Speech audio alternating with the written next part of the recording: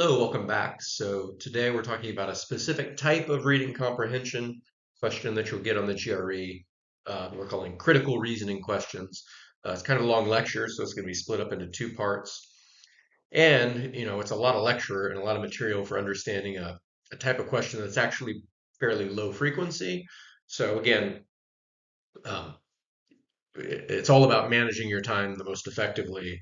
And so uh, I'm giving you this information, and you may or may not want to spend a lot of time getting in detail with this very sort of like specific low frequency type question. But I want to make sure it's all there. The information is there for you. Um, and, if you have the time, definitely it's worth looking into. So, as I said, critical reasonings are a kind of reading comprehension question. They're just a very specific type. They tend to be short passages, like one paragraph long. Um, and the point, they're meant to focus on an argument being made in the passage, and they're tests of your logical reasoning abilities and your way to analyze how arguments work and how premises are meant to support conclusions. And it's not so much like general reading comprehension. It's very much a critical analysis of arguments. You might see zero of these on a verbal section. You might see as many as two. Uh, each one might have more than one question associated with it. But yeah, it's lower frequency than the other types of reading comprehension. So, given that there's a lot involved in understanding these, there's 8 different question types that you might run into, and it's if you want to do well on these, it's important to be familiar with all the different question types and be able to identify which one you're dealing with. Um, we'll actually get into those in the next lecture. Um, but in general, as the strategy, you'll see you can it usually, right? I would say again, so when you when you take the SAT, they might tell you look at the questions first and then find the information, right? And then I told you in GRE reading comprehension, don't look at the questions first. They're there to trick you, and instead read the passage and make sure you understand the main point and have your outline, and then start to crack the question. And that's absolutely true. But with these particular critical reasoning questions, once you recognize that you're dealing with a critical reasoning type problem and type passage, then with these, it kind of does make sense to look at the questions first just to understand what question type you're dealing with once you're familiar with the 8 types, right? Then you can go back to the passage. Again, the passage isn't very long, and you can uh, figure out what's going on in the passage with the idea that, with the question in the background, knowing what sort of uh, use you're making of the passage, right? And so there's going to be different process of elimination strategies for each question type. Again, that part, the actual sort of cracking the questions is going to be in the next lecture. Today, it's just talking about understanding arguments and the different types of arguments that you're likely to encounter in these types of questions.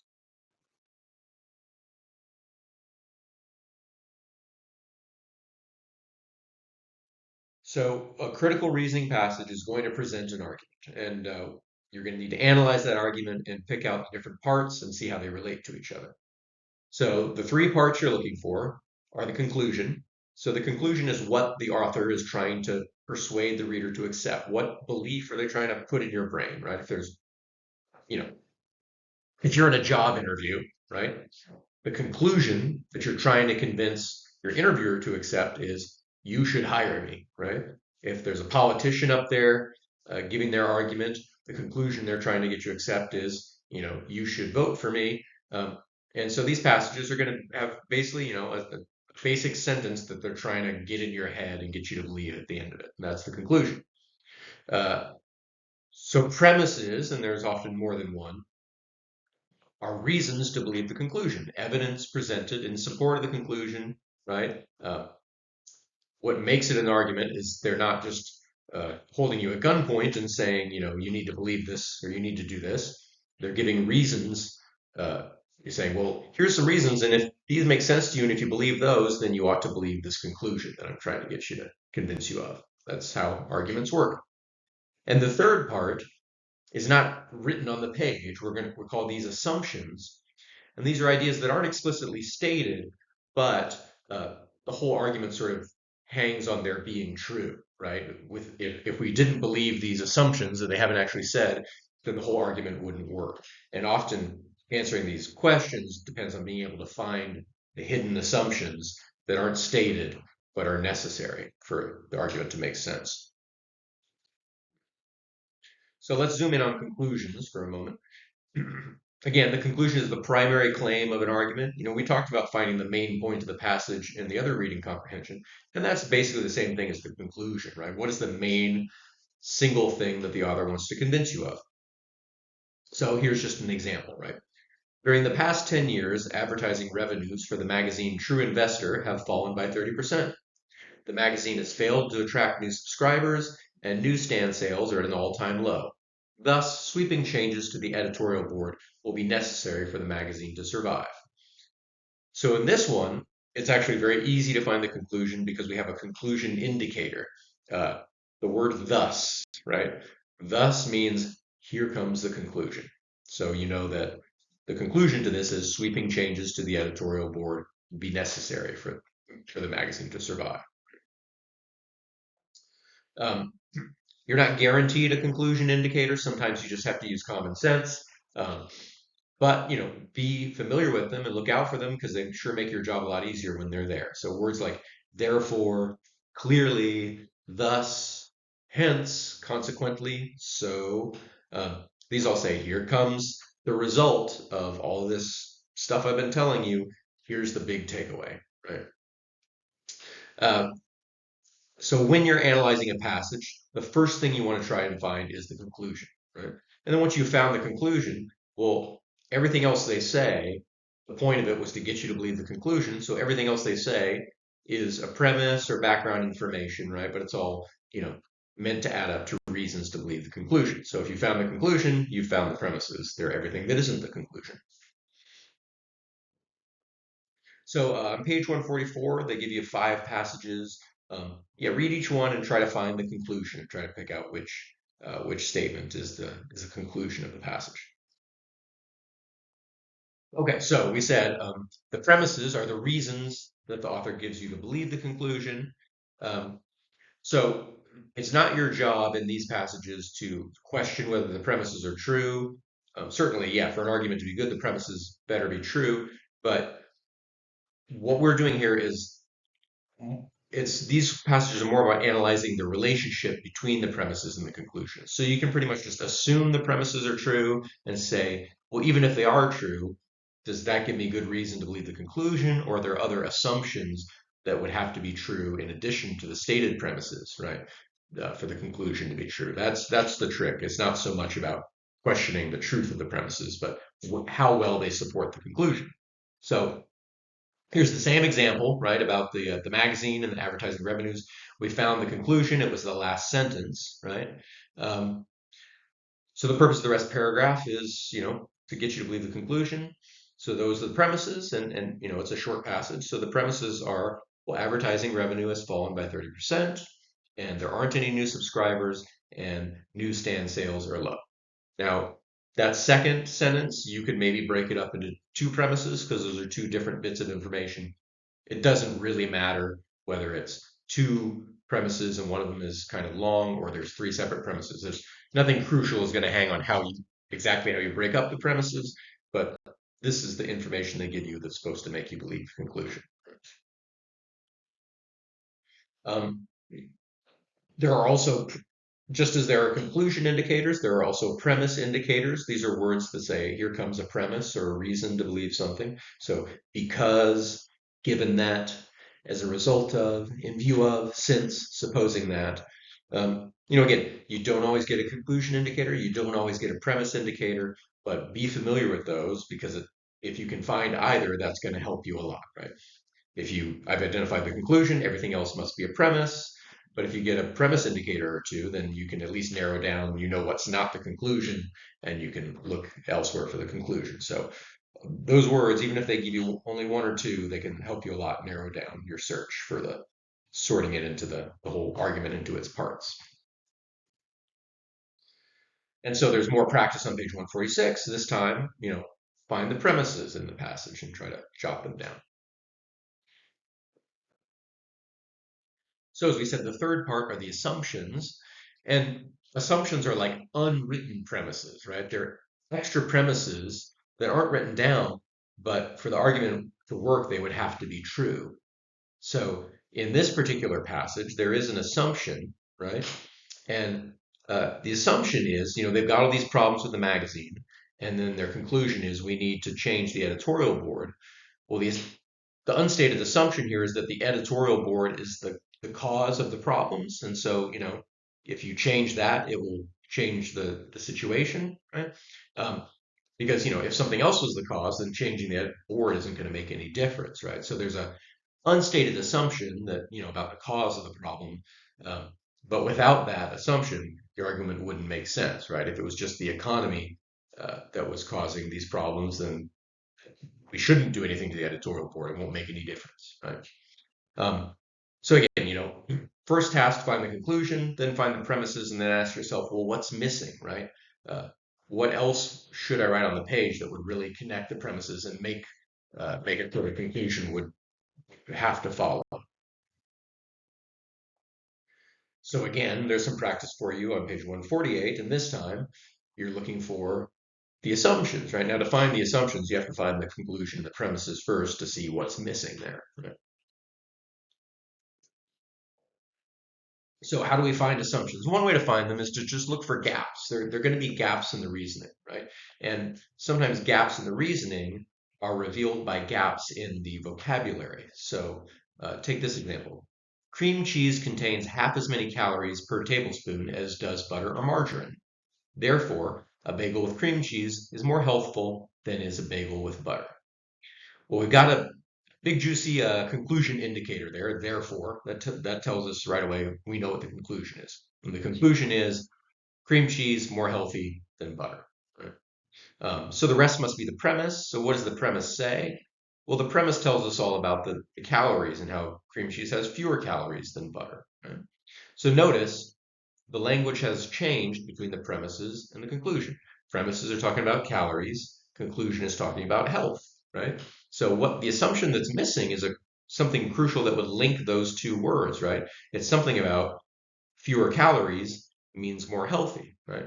Well, that's an unstated assumption, right? And you can sometimes find it by noticing what has changed in the vocabulary between the premises and the conclusion.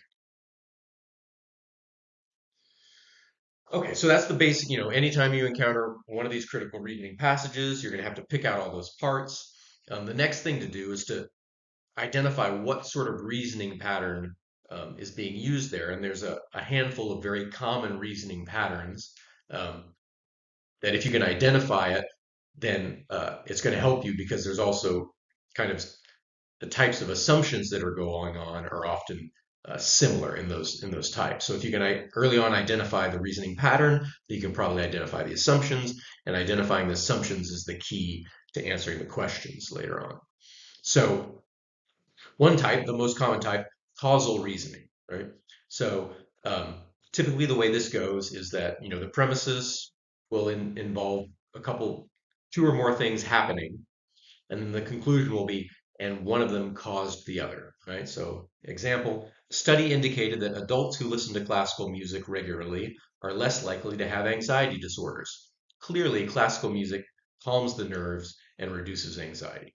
So the conclusion there is that classical music causes reduced anxiety, even though the word cause isn't there, right? They're saying it reduces it. It has some effect, right, on anxiety. Um, but the premise just says, oh, these classical music users also happen to have lower anxiety, right? So the premises alone don't say anything about what causes what. They just say these two things go together. The conclusion says that's because the one thing causes the other. Right?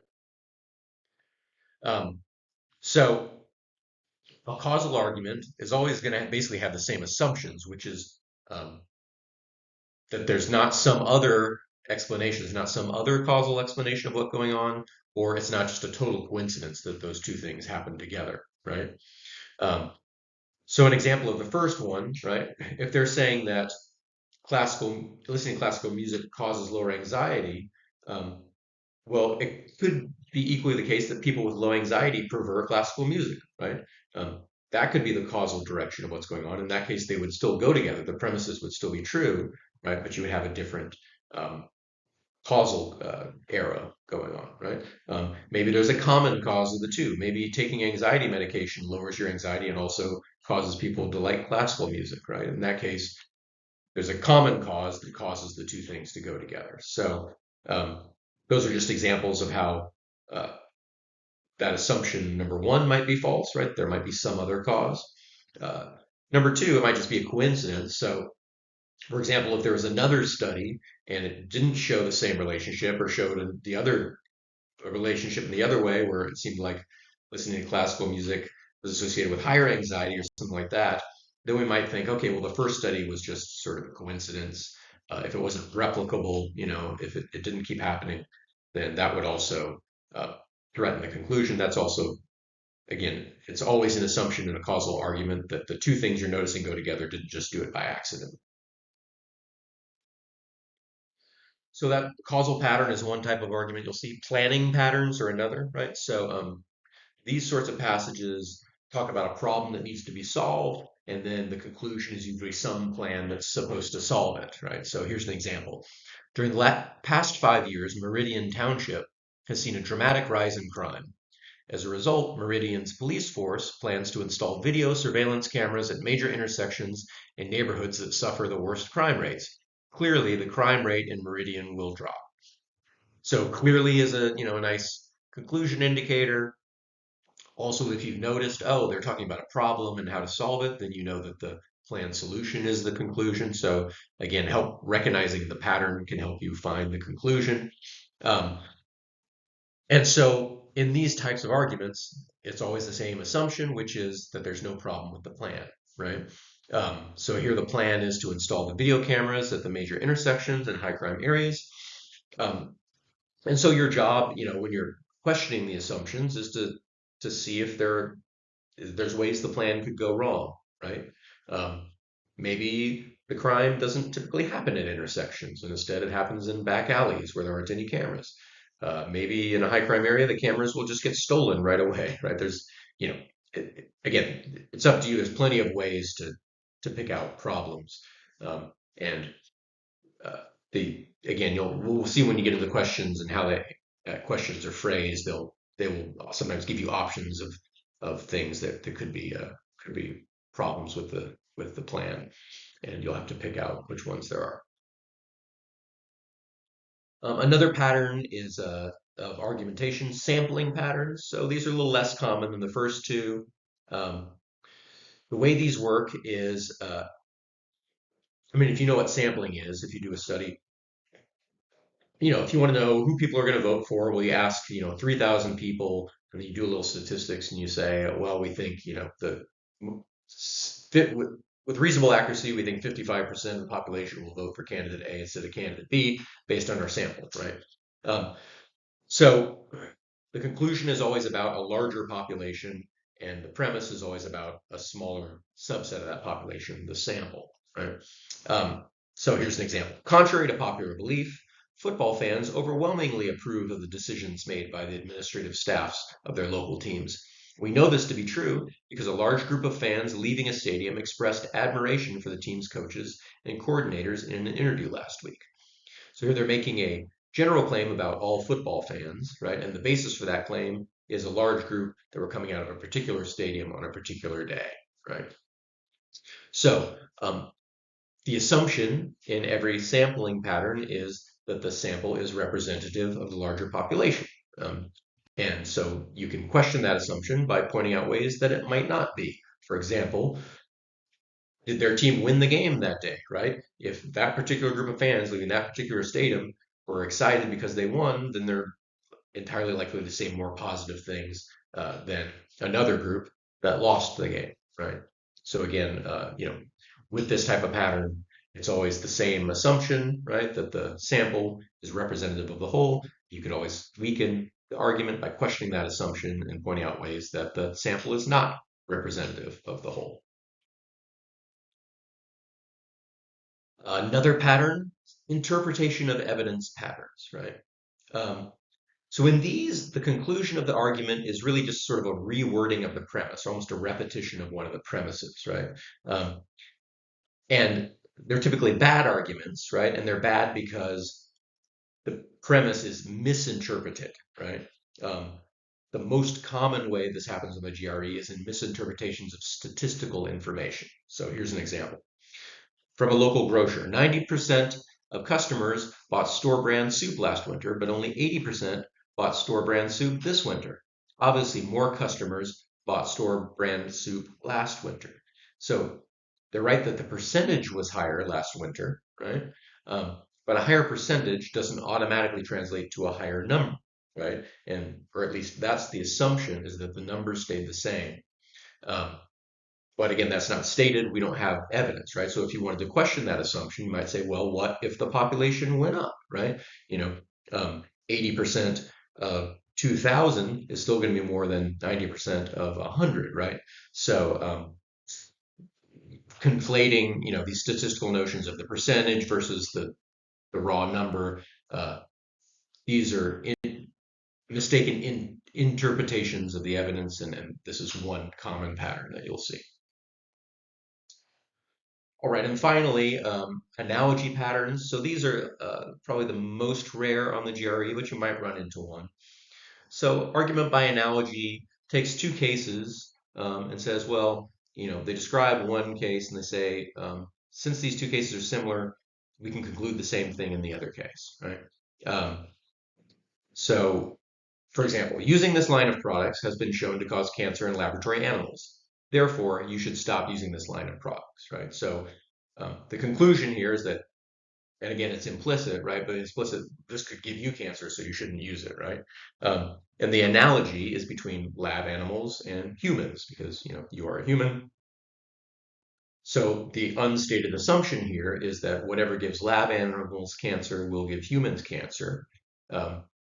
And so if you wanted to question that assumption, you might try to point out ways that laboratory animals and humans might be different in those respects, right? All right, so this is enough to absorb, and I'm going to give you plenty more because we're going to get into 8 different question types later. So I'm going to call it here, and we'll pick it up again in the next lecture, right? And I'll repeat what I said in the beginning. This you can already tell, right? You've got like what was it, 5 different reasoning patterns, 8 different question types, just so you can get maybe 1 or 2 questions on a verbal section. So it's a lot of work, and the payoff is not huge. Uh, so if you decided, you know what, I'm gonna work on nailing all the text completion, sentence equivalents, and the other reading comprehensions, and I'm just gonna sort of guess on these, depending on how much time you had and what your goals were, that can be a rational strategy, right? There's certainly no inherent virtue in maximizing your score on the GRE in all respects, right? But it's certainly my job to give you all those tools, and then you use them to your best advantage, right? So I will see you next time.